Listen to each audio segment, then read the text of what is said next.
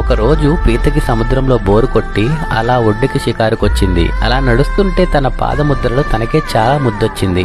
ఇంకా సరదాగా నడవసాగింది. ఇంతలో అలలు వచ్చి ఆ పాదముద్రలను చెరిపేశాయి. అది చూసి పీతకి కోపం వచ్చి అలల వైపు తిరిగి బొంగుమూతి పెట్టుకొని, మనిద్దరం మంచి స్నేహితులం కదా, మరి నీవిలా నా పాదముద్రలను చెరిపి నా సరదాని పాడు చేసేది ఏమైనా బాగుందా అని అడిగింది.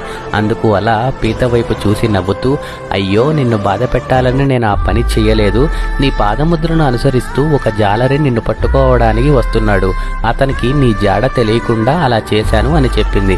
వెనక్కి తిరిగి చూసుకున్న పీత తనని వెతుకుతున్న జాలరి కనిపించి బుడుక్కుమని సముద్రంలోకి దూరి అలలకు క్షమాపణ చెప్పి కృతజ్ఞతలు తెలియజేసింది. స్వచ్ఛమైన స్నేహంలో అనుమానాలకి తావు లేదు. ఇలాంటి మరెన్నో వీడియోల కోసం ఛానల్ని సబ్స్క్రైబ్ చేయండి.